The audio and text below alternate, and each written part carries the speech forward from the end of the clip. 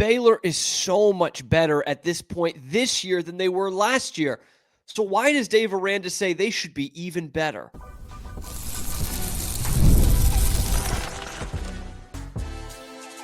You are Locked On Baylor, your daily podcast on the Baylor Bears. Part of the Locked On Podcast Network, your team every day.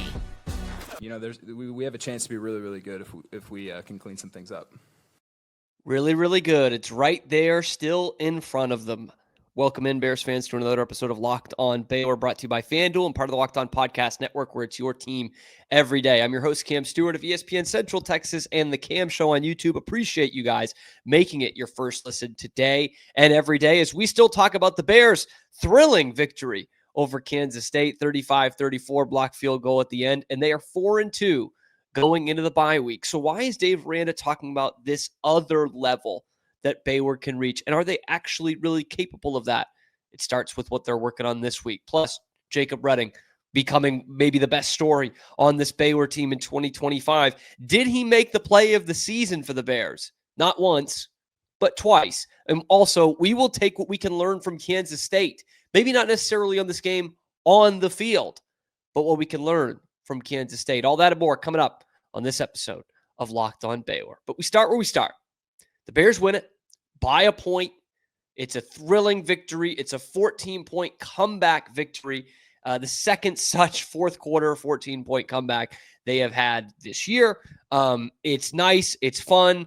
And yet there felt like there was something missing in that game.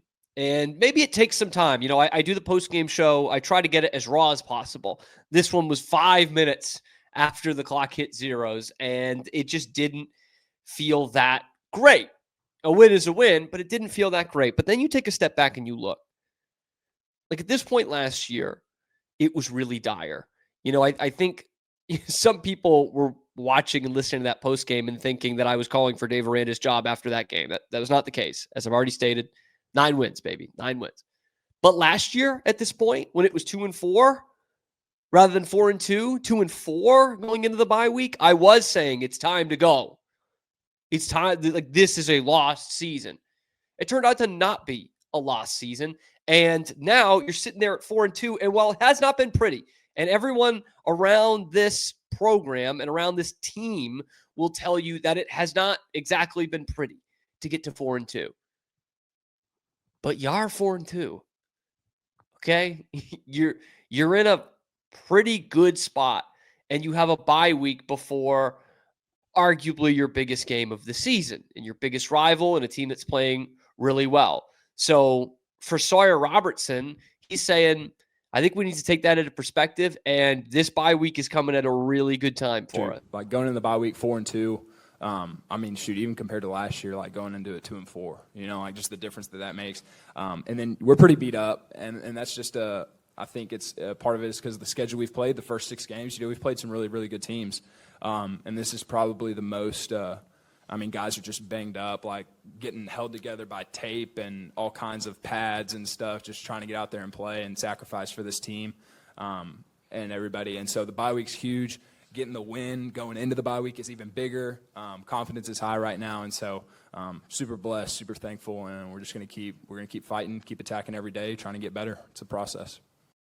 Maybe it is coming at the exact right time because he's right. You know, I don't want it to be the biggest excuse for this Baylor team, but they are pretty banged up, especially on the defensive side of the ball. And that's where the big source of anxiety has come through the first half of this season, right? They're averaging giving up 29 points a game and giving up 400 yards a game. Like that's not good enough, man. Like that. And they all know that. And I think it's important to see how this team treated the bye week last year and how much better that team was after that, the 6 straight wins that came after that. Like clearly it woke something up in them. And the big thing to me that I think we need to take stock in is the fact that Baylor has 2 14-point fourth quarter comebacks this year. Most teams don't have any in a 12-game season. Through 6 games, Baylor has 2. And now you can look at that 2 different ways. And I have looked at that 2 different ways. You know, part of it is, well, the coaching staff is still not getting them ready to start games. And I think that's true. I think there's absolutely some weight to that, and that the players are using their talent and their heart to get them back in this game and will themselves back in these games. And I think that's all true. But the other part of this is, the glass half full part of this is, they fell behind a lot in the first 6 games last year, right? I mean, they fell behind 14-0 in a flash to BYU. They fell behind right away to Utah. They fell behind fairly quickly. It was kind of a back and forth first half against Colorado. They fell behind in that game. And those games, they did not complete the job, right? They didn't do that. And if you look at that SMU game and this game in particular, and I guess Arizona State too, but obviously they lost that one. Like, those could have been runaways last year at this point. They could have lost those by 2-3 touchdowns. Instead, they won 2 of those games on the road at SMU. They won that game, and they win this game against Kansas State. I almost don't care who your competition is. Almost. It's not an FCS team we're talking about here. It's not Kansas State beating North Dakota. This is a Big 12 team and an ACC team that made the playoff last year. You actually won those games. But that said, 4-2 still feels disappointing to some fans, and in some moments it feels disappointing to me too. Disappointing is not the right word, but you know what I mean? It feels like there should be something more. I feel that way. I think a lot of fans feel that way. And guess what? Dave Aranda, the head coach of the Baylor Bears, he feels that way too. I think that, we've been in some games like this already. They're not pretty games. I wish they looked better, But to have as many guys as we got that love football and love Baylor and want to win and will sacrifice so much to win and put themselves in a position to not give up, but to keep fighting, I think is what this team's about. And so there's a whole other ceiling, though. There's a whole other level. It's really where we need to be, where we should be, and we just got to clean a bunch of stuff up. The bye week's going to be good for that. A new standard, a new ceiling for this team. Parker Ream of Fox 44 had a great video out there on social media of the Baylor huddle after the game, and that's exactly what Dave Aranda said. It's like, you guys are setting a new standard, and they're not running from that, which I enjoy. Like us as fans who are demanding more. I guess fans, we don't really deserve much of anything. Demanding more from this football team, they're demanding more as well. The players are demanding more. The coach is demanding more. And it's going to need more.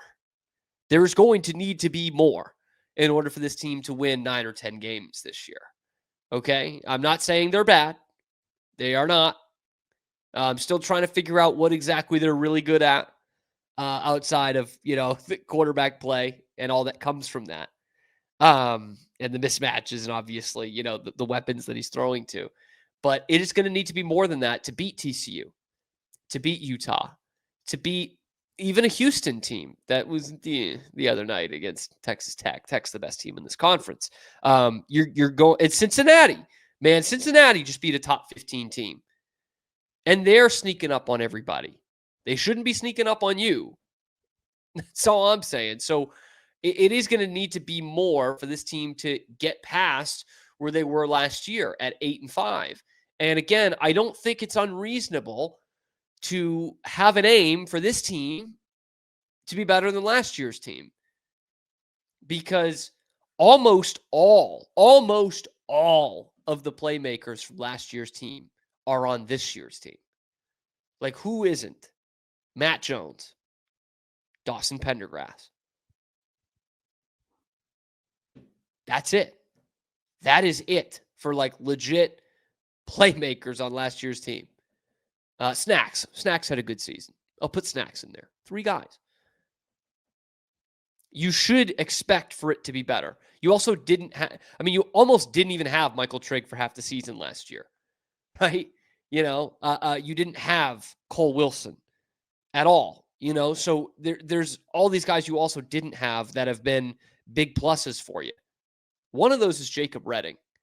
And man, has he been a crucial part of this Baylor Bears team. Where that defense is struggling, emerging from that is one of the great stories we have had in recent memory for the Baylor Bears.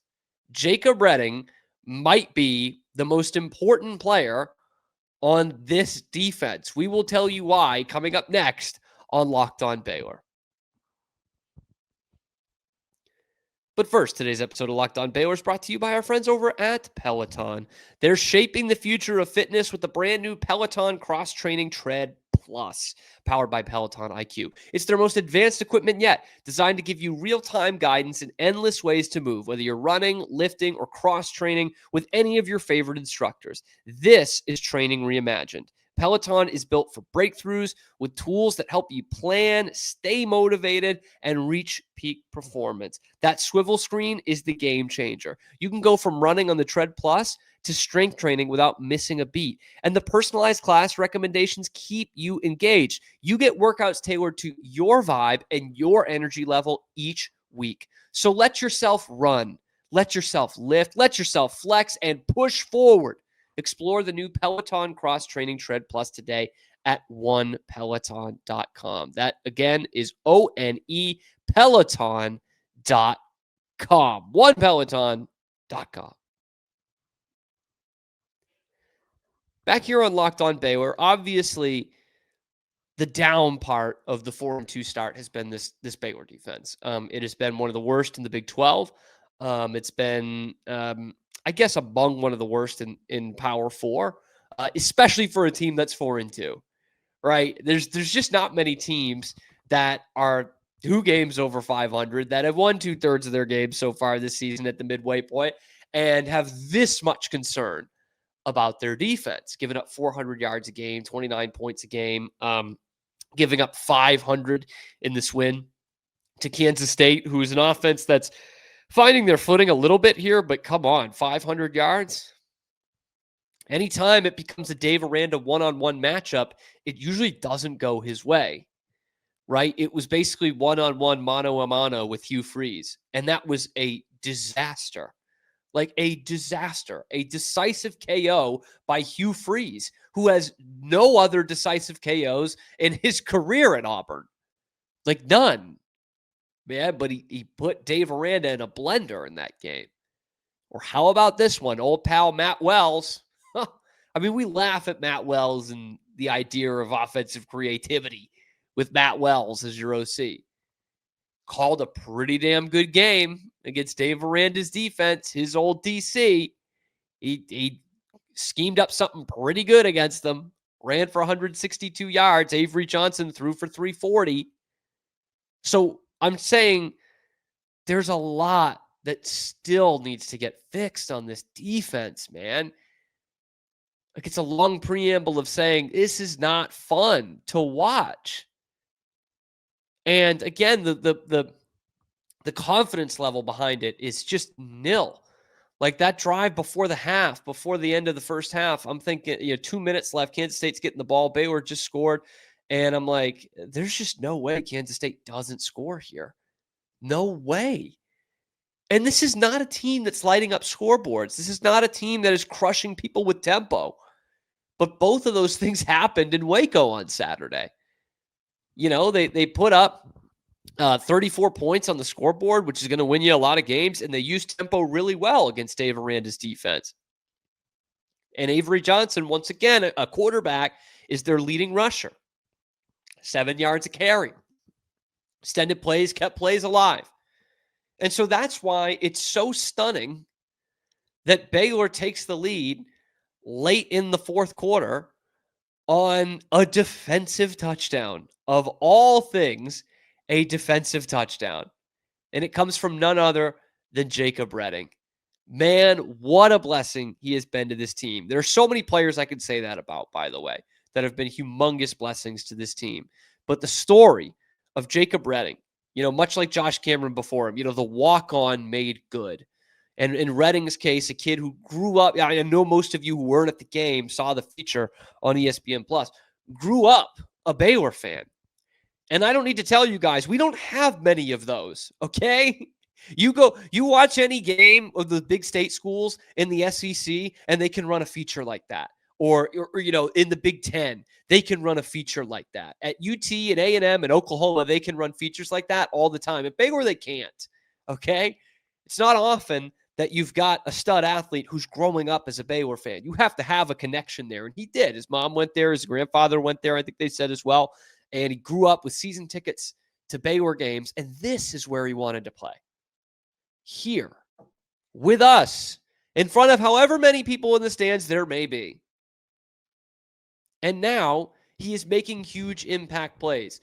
And he is drawing the attention of this coaching staff. And Dave Aranda had a glowing review of the legend of Jacob Redding. What Jacob is and what he represents is really strong care factor, really, really, really hard work, leadership, empathy. He's a great teammate. God, you wish you had 11 of them, you know? And so he's made a couple of big plays, and he's been able to respond from negative plays. And so the best is yet to come from him. I mean, that was a play that we needed to make. I think we had however many third downs prior to that where we needed to make a play. I'm very thankful he was able to make one. Man, is there any better compliment a coach can give you than we would take 11 of him on the field? I mean, just when you need a play, Jacob Redding is there. And I think that pick six might be the most important play of Baylor's season so far. I mean, because it was not looking great. And by the way, they didn't stop them the next time. They gave up a Kansas State field goal, which came with its own controversy of the whole helmet thing. Quick aside, a few years ago, that used to be a penalty on the player whose helmet came off. I didn't like that call. It was a stupid play. It was a stupid call. I thought stupid rule. But they did it for safety reasons, right? Like if you started playing without your helmet on, it was a safety concern. So they flagged the player for that. But I guess Kansas State fans are really upset about that. But Jacob Redding makes the pick six that puts them ahead, and they need to fight from behind again. But that could have been really ugly. That could have been another Kansas State scoring drive, and it could have put the game away at that point. And Dave Aranda talks about what that drive was, because I was writing it down in case this became, the Kansas State scoring drive, and it looked really bad on Baylor's defensive side. 3rd and 11. Avery Johnson had all day to throw back to the running back, first down. Nobody was in front of him. Then it was 3rd and 9. And then this was another third down. So they had converted already a 3rd and 9 and a 3rd and 11. And then Jacob Redding not only gets the pick, not only makes a play on the ball, gets the pick, and then runs it back for a touchdown. It's probably the most important play of Baylor's season. And what's crazy about all of this, Jacob Redding's story, is this. He has made Baylor's most important play of the season twice. Because I also came up on this Monday edition after the SMU game and said this game turned when there was that awful penalty call on Baylor. It was really kick catch interference, and they decked Josh Cameron. He couldn't play the ball, and then they called the penalty on Baylor, and then said, "Oh yeah, it hit a Baylor guy too, so it's SMU's ball inside the 25." And they were already up 7. They were going for the kill there, and Jacob Redding made a pick in the end zone and kept them off the scoreboard. And what's funny is Dave talked about kind of his journey. And it was basically that, they were trying him in a couple of different positions. They didn't really have much of a position for him. He was playing special teams last year, like a Rudy Rudiger, just on the team somewhere and finding a spot. And they started doing drills, and they realized that their defensive backs were not making plays on the ball, except for this kid, Jacob Redding. And so he has a spot on the team because he can intercept passes.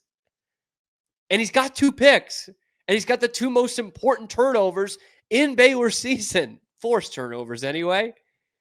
It's just, these are the kind of things that are still the good shining through in college football, not only in this context that we are right now with NIL and transfer portal and lack of loyalty, but also in a season where you're sitting at 4-2, but it hasn't been smooth sailing. It's been kind of frustrating at times. You're looking at people at who to blame, so to speak. And then there's a Jacob Redding who's out there making plays, man. And it lifts up everybody else, because you talk about Jacob Redding making plays, and that brings up how Caden Jenkins has made plays when he's been out there, how Keaton Thomas is still making plays, how Michael Trigg makes so many damn plays, so many plays. Josh Cameron makes plays, Bryson Washington, Cole Wilson, Ashton Hawkins, Sawyer Robertson. These guys make plays. Man, how about a walk-on having your 2 most important plays of the season? Shout out to Jacob Redding, and long may this continue. Let me just say that. Let me know what you think in the comments section below. Then be sure to like the video, subscribe to the channel. Of course, we come at you every weekday on YouTube and then wherever you get your podcasts as well, with all kinds of bye-week content coming up this week. But we've got to put a bow on this Kansas State game because I think there's something that Baylor could learn from Kansas State, but not necessarily on the field. Let's talk about it next on Locked On Baylor. But first, today's episode is brought to you by Square. They're out there in your neighborhood. Your favorite neighborhood spot runs on Square. There are those certain businesses that make the neighborhood. Places that become an extension of home, whether it's the sports bar or the laundromat, more likely the coffee shop, the breakfast place, the bagel place. These businesses are what brings people together. When neighborhood businesses thrive, the whole neighborhood thrives. After church, going to the awesome brunch spot down the street. It's becoming a weekly tradition for me. Just another neighborhood spot that has become my favorite for a beautiful Sunday morning in my community. Square is a proud partner of more than 4 million neighborhood businesses around the world. You can go to square.com/go/lockedoncollege to learn more. But before you do, go support your favorite neighborhood spot. You'll be happy you did. Square, we will see you in the neighborhood. Today's episode is also brought to you by, if I could just get to the tab, that'd be fantastic. Today's episode is also, of course, brought to you by FanDuel. The way I make money on the weekends when I'm technically kind of off the clock. The NFL season is here, and FanDuel has an offer you don't want to miss. Right now, new customers can bet just $5 and get $300 in bonus bets if your bet wins. That's right. Pick a bet, put down $5, and if it hits, you'll unlock $300 in bonus bets to use across the app. That's what I love about it, man. I love how they give me so many different ways to play and to win. I've built parlays. I've tried player props. I even followed the lines during the games and put on the action when the action's happening. So what are you waiting for? Visit FanDuel.com to download the FanDuel app today and get started. Once again, that's FanDuel.com to download the FanDuel app today and get started. What can Baylor learn from this game? Well, plenty. They can learn plenty from this game, right? It's kind of the best kind of game to learn from if you're a fan and probably even a coach as well, because you didn't lose. You still won. It wasn't as pretty as it should have been, but they don't ask how pretty they are. They just ask how many you get. Okay? God, it sounds like college. But you win 35-34. It is by the slimmest of margins. It's not easy at any point, but you come back and you win. But there's still plenty to learn from. And certainly, Dave Aranda and the coaching staff and these players will be hitting the film room this week and will be learning from this game. But they are not the only ones who can learn from this game. Baylor fans could learn from Kansas State. Again, it's probably the last time I'll talk about this topic for a while, unless it gets brought to my attention or someone's got new perspectives that I want to talk about. But I did it on the post-game show on Saturday. I just couldn't help but be disappointed in the crowd again. And again, before anybody gets to it, it's something I don't talk about very much because A, it sounds like a broken record, and B, I live 2,000 miles away, so I can't go to these games, okay? But damned if I wouldn't be there, man. Like, I was there every week. And I know most of you watching are there and you're cheering your head off. I know. But for those of you who do watch and listen, who have tickets and sell them, and you want to do something else instead on your Saturday, or it's a little too hot, or they don't have beer, I just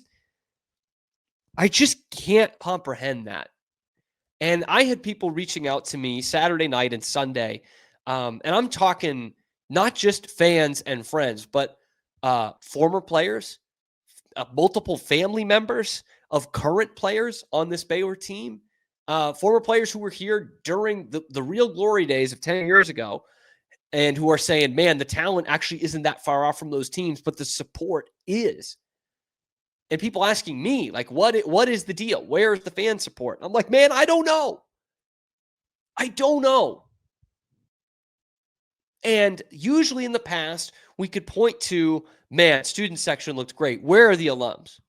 And certainly we need to turn to the alums too. But in this game, again, the biggest play of the game almost had this depressing side to it because Jacob Redding runs a pick six into the end zone. His dream is coming true. Playing for the Baylor Bears and making a big play and scoring a touchdown. And he's got barely anyone to celebrate it with. You know, they're showing the student section, and it's a bunch of people dressed like empty bleachers. I know how hot it gets there. I know, man. I know how hot it gets just walking to class, but you do that. You know, it really bugs me. And for as much as you want to complain about the coach, because I complain about the coach all the time too, I think it's important to remember you don't go to these games because of who the coach is. And I'm starting to really hate that argument of like, oh, why would I go support Dave Aranda? And oh, Cam, you want him to be fired. And now you're telling us to go to the game? Because you're not there to support the coach. You are there to support the players on the field who are like giving it their all, not only on game days, but every day of the week. And you're going because it's your alma mater. You're going to support Baylor. Man, I used to go to Baylor soccer games all the time. I couldn't tell you who the coach was. Didn't care who the coach was. You go because it's your alma mater. You know? I was going to baseball games. First year Mitch Thompson was there, and it was a brutal team, man. Brutal team. But because I love baseball, and that's the team, and they deserve the support. This Baylor team, these players deserve the support. When you're talking about 2 14-point fourth quarter comebacks, that team deserves the support. And by the way, if you don't like the coach and you don't like the way that he doesn't have them ready for a lot of these games, that is actually all the more reason to support these players. If you think they are so hamstrung by this coach and this coaching staff, then maybe they deserve more of your support, not less of it. That's what I don't like. Because as you know, listening to this show, I've got plenty of problems with this too. And I heard some people who were, family members of players, current players and former players, actually mostly, who were saying like, look, we've got issues too. We're not 100% on, Dave Aranda train. We're not, some of them were thinking we should be 5-1 or 6-0, but we still go. That doesn't stop you from going. 2 years ago, they were 3-9, man, and now they've won 10 of their last 13. So should it be better? In some ways, yeah, it should be. But they've won 10 of their last 13, and it's pulling teeth to get 35,000 people in that stadium. That sucks, man. And I almost got emotional Saturday night talking to one of my friends who's still, the biggest Baylor fan I know, season ticket holder. He's right across the streets, right across the field from the Baylor student section. And I'm showing him these pictures, and I'm like, man, it didn't used to be like this. It did not used to be like this. And I know some Baylor fans will say, Baylor fans have never been great. They've never been the greatest in the world. And I know that. But like 6-7 years ago, if a team was 4-2, that place was sold out. And yeah, you might have had 5,000 or 10,000 fans of a team like a Kansas State or, another conference opponent that comes in, a TCU, a UT, an Oklahoma State. But that it never looked like what it looked like on Saturday. It just didn't, man. And it's sad because I do think these players deserve better. And I think there are Baylor fans out there who would love to get to these games and don't even get the opportunity to. I think there are people in the Waco community that Baylor needs to do a better job of reaching out to get to these games. Because we're not indoctrinating the Waco community. These kids, they don't grow up as Baylor fans. Trust me, I know, I lived there. Okay, a lot of them do not grow up as Baylor fans. And there's really no reason for that. Like, there's no good excuse for that. I'm sorry. I know that there are a lot of Longhorns and a lot of Aggies, especially Aggies, in Central Texas. I get that. But if you grow up in Waco and your parents didn't go to Baylor or to UT or to A&M, like, there's no reason you shouldn't be rooting for Baylor, except for the fact that Baylor doesn't really make it accessible to you. And that's why there's great things going on with guys like T-Rex, man, who just gives away tickets to actual Baylor fans and families that want to go to these games. Something needs to happen, because where we can learn from Kansas State is I watched their game last week against UCF, 1-3 Kansas State, and the place was sold out. They're playing, they also want the coach fired. They're playing as bad a football as they've had in a couple of years here, and it's disappointing because they were supposed to win the Big 12. And yet their fans show up. They're there to support their players, not do this silent protest.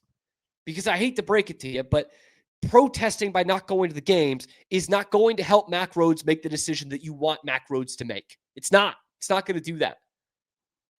But if we show up and we show great support, and then maybe, if this is what you're looking for, if we show up and give great support, and then the athletic director says, oh man, we could be getting more out of this, then maybe that does make a difference, because being there makes a difference.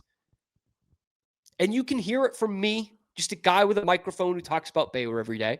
You can hear about it from Scotty B and T-Rex and Matt Isbear and all these great fans.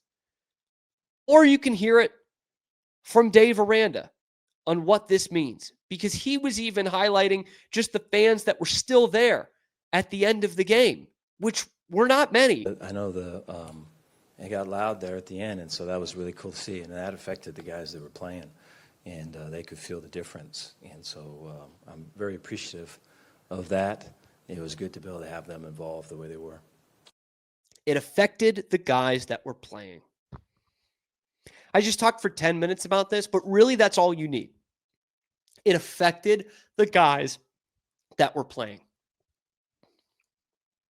That is all we want to be at a game. That's all we want to do at a game, is have an effect on it. And I don't know how many people need to tell you that there is a tangible effect on the game when you go there and you show up and you get loud, you support the team, but you've heard it from just about everybody over the last couple of years. And maybe it's just a fundamental issue with the student body at Baylor. Maybe that's it. I don't know. I don't work there anymore. I have no idea.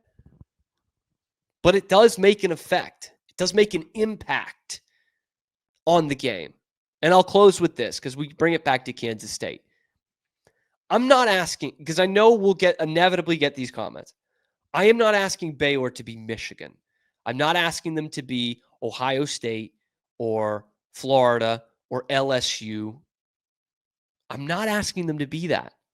I'm not even asking them to be Nebraska. I'm asking them to be Kansas State. Kansas State's in the middle of nowhere. Kansas State's not near a major city. I hear that's always a problem with Baylor. It's not near a major city. Their alums don't live there. How many of Kansas State alums live in Manhattan? They can't fit that many people there. They can't. They don't have the biggest stadium in college football. Things aren't always going well for them. They're not usually in the picture for any kind of college football playoff or even going back to BCS. They're not in a national championship picture. They win a conference championship every once in a while, and they consistently have a good program.